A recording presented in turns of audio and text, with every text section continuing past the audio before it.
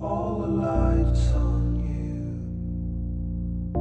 We give ourselves a shining start. All alone.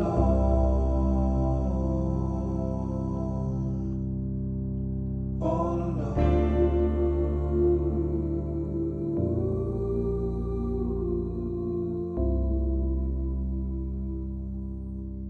How Solo Hunter came about was I was producing this show on Sportsman Channel actually, and these guys ended up losing some of their funding, their major funding.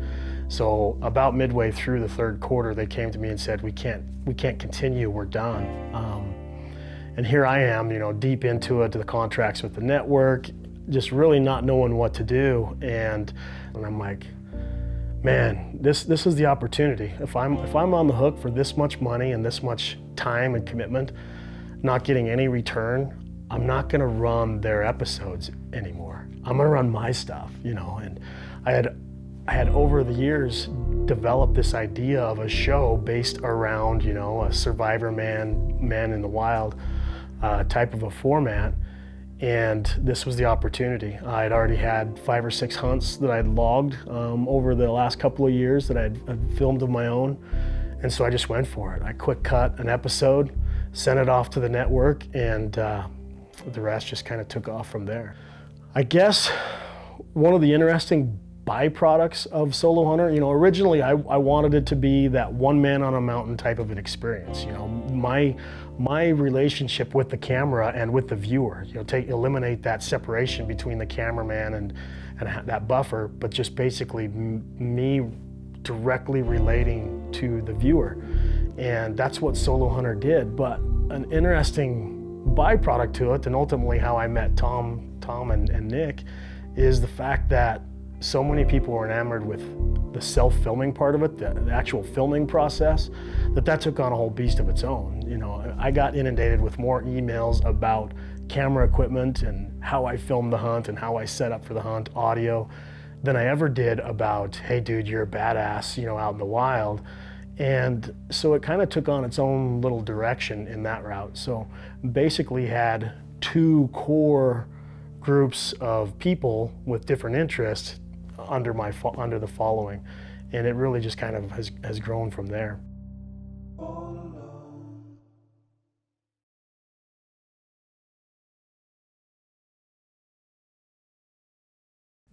In outdoor television, there's a certain way things usually happen. Usually somebody picks up a camera and films their own hunts and does this solo filming, as we like to call it.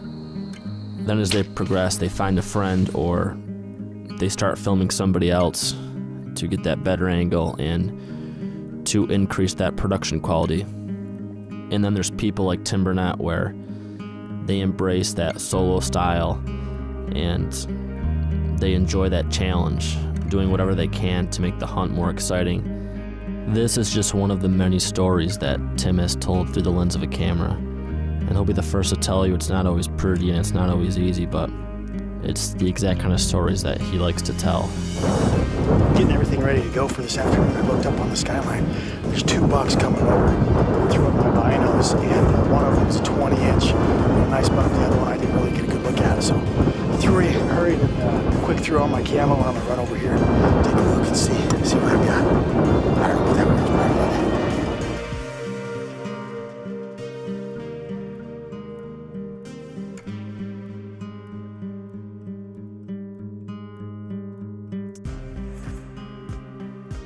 I like difficult hunts like this in the late season. Trying to bow hunt for deer at the tail end of the rut when there's just eyeballs everywhere is not an easy thing to do. And to go out there and do it in this sagebrush country, you know, with a little bit of rim rock here and there, it's not an easy task, but regardless of how this hunt ends up, I'm gonna go out there and try to enjoy it.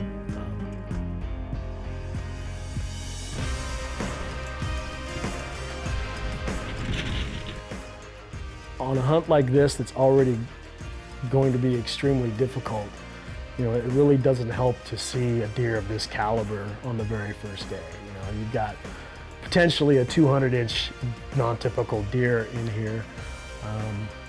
You know, I can tell you right now, there's no other deer in this mountain range that I'm interested in at this point. You know, I'm pretty much just going to go after this deer, and if I kill him, great, but I'm not going to kill another deer. I'll go till the end of the season if I have to.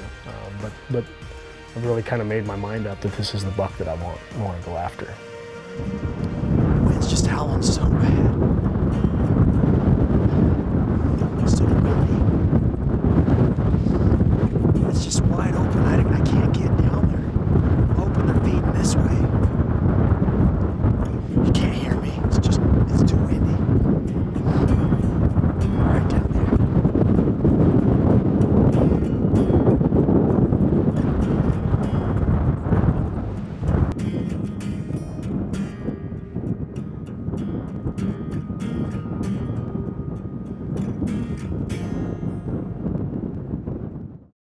This segment is brought to you by Film the Hunt. Look for our on-site courses for tons of opportunity in learning outdoor video production at filmthehunt.com. Bow hunting in this type of country is not easy, especially in the kinds of winds that I've got. You know, 60-mile-an-hour gusts, it's ripping all day long to where I hardly can even talk to the camera. You know, the wind is just beating me down. And again, it's cool because it makes you feel tough, but as a producer, I'm looking at it and saying, what can I do with this? I can't even film these deer at a distance because there's so much shake from the wind. You know, so it's getting tough.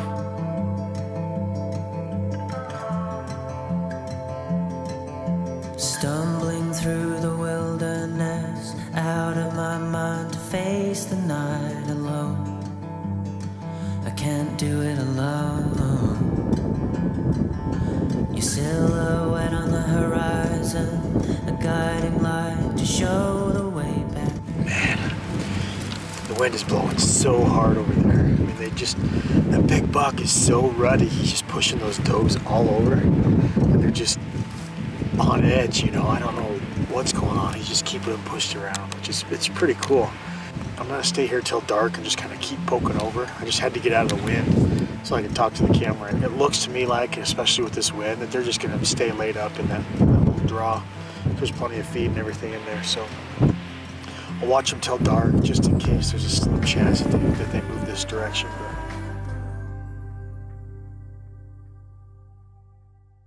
So I gotta go home tomorrow. It's all kind of come down to this, you know.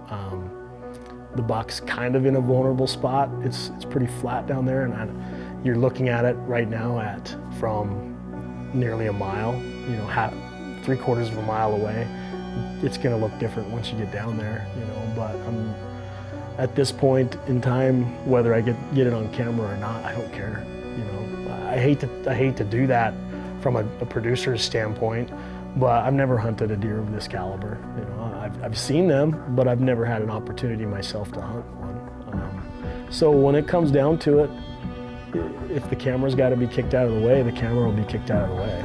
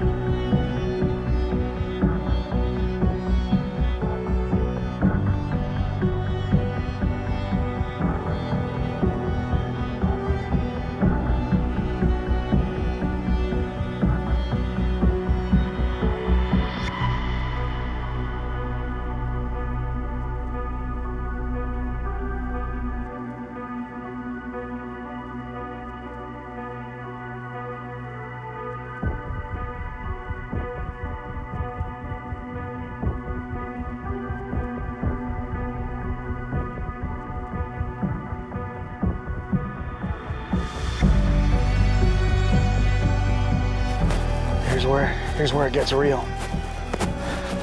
Getting into stealth mode, kill mode. This is a tough situation where he's at, but it is a killable spot, which got about an hour before dark. The wind is still ripping, hasn't been letting up a bit. So I want to get down there before they stand up. Work my way up this chute. Drill him. Here we go, prime time now. Ah.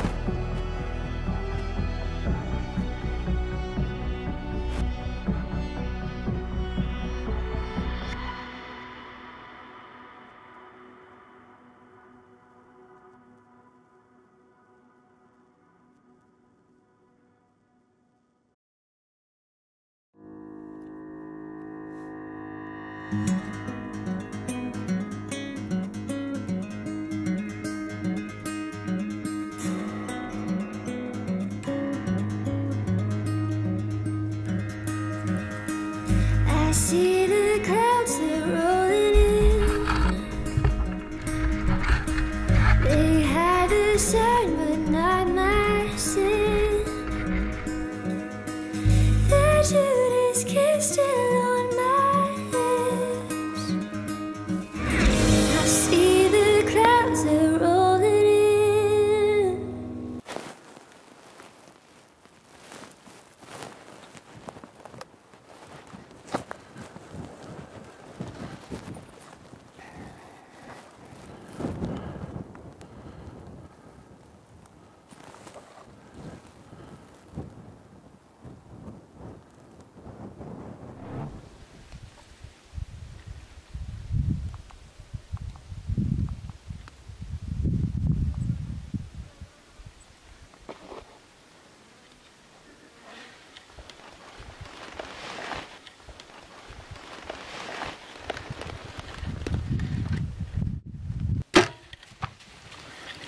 Yes. Heck yeah. Yeah.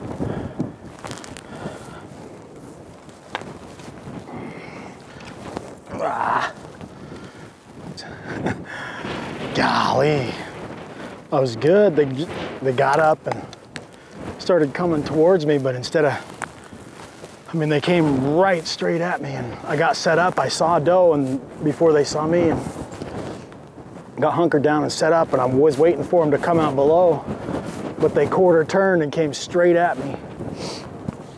And two does got to within like 10, 15 yards and just staring. Then they went up beside the hill and took the herd with them. This is what it is, man. Gosh, what a beautiful buck. I tried, I did everything that I could to get down in there in front of these deer as they're feeding down, and it worked. I got exactly where I needed to be. I got too close. These deer, instead of working down the bottom of the draw, they worked straight to me. And I had the camera all set up, and you can see those does just came out first and pegged me. And I just knew at that point I had tried my best to get it on film, and he stopped. It wasn't gonna happen. And he gave me a perfect shot, so I shot him. Do I regret it? No, heck no. Look at this buck that I've got to go home with me. Look at the film that I have of him over the last several days. And just the experience of hunting in this type of weather and these conditions. I'm not disappointed. I feel like I did everything that I set out to accomplish on this trip. The goal, is obviously to try to get something on film and get the kill on film. But it doesn't always happen like that. It doesn't always happen that way when you've got a professional cameraman sitting over your shoulder. So to be able to pull off what I did, I'm just truly grateful for the opportunity, and to have a deer of this caliber, whether he's of this caliber or not, it was just a trip that I'll never forget. Tim has been doing this for a long time, and this hunt was a great example of how difficult it is to film your own hunts. We could have pulled so many episodes of Tim getting the kill on film, but we felt that this episode portrayed solo hunting at its best. Tim is one of those people that will always be a great storyteller. Just like us at The Life, it's not about the kill, it's not about getting everything, in the frame. There's always a story to tell, and we have always been inspired by Tim's approach to outdoor television and his ability to tell a story.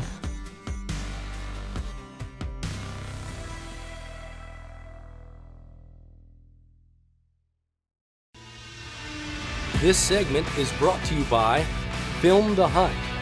Get an outdoor video education right from home with filmthehunt.com. Joe Pio, a friend of ours now for a long time, much like Tim Burnett, is the epitome of a solo hunter. It's what makes him tick. He enjoys not only the thrill of being able to get out there and hunt these animals by himself, but he lugs all that camera gear around and captures all these memories on film by himself as well. We're now going to join Joe in his home state of New Jersey, where he not only proves his solo hunter capabilities, but he also gets it done on a mature whitetail in a part of the country where most people think of concrete and brick and not mature whitetails.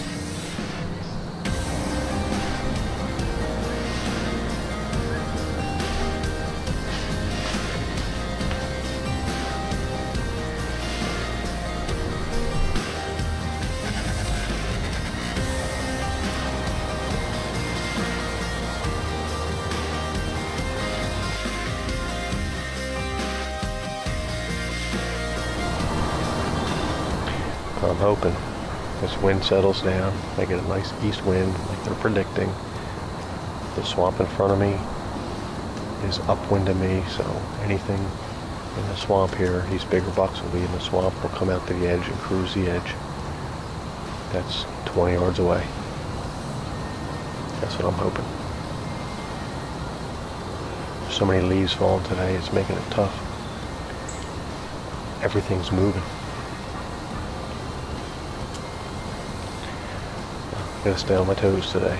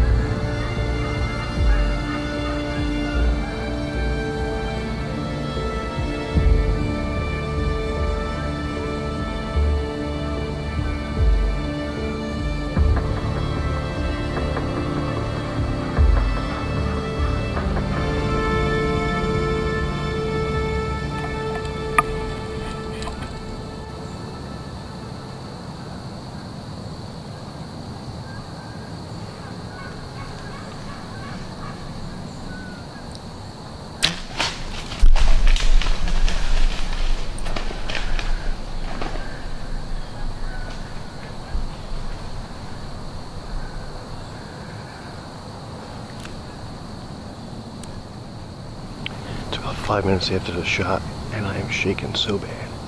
I can't stop. I kept it under control for a long time.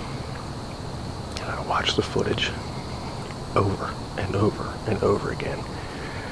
And it looks like I tucked it right up behind the front shoulder. It must have hit the opposite shoulder because it didn't go through. And he only ran about 30, 40 yards, and it got quiet.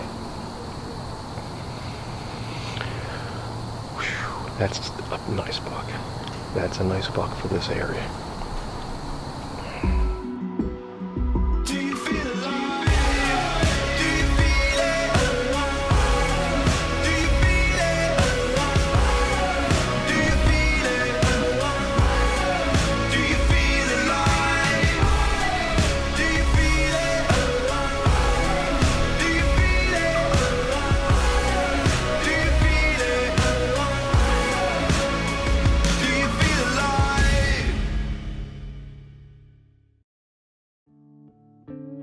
Solo hunters are a different breed. A lot of people do it out of necessity, and then there's that select few that does it because they want to, because that's the way they want to capture their story. In the art of filming your hunts, it is the most challenging, and I don't think that's ever going to change.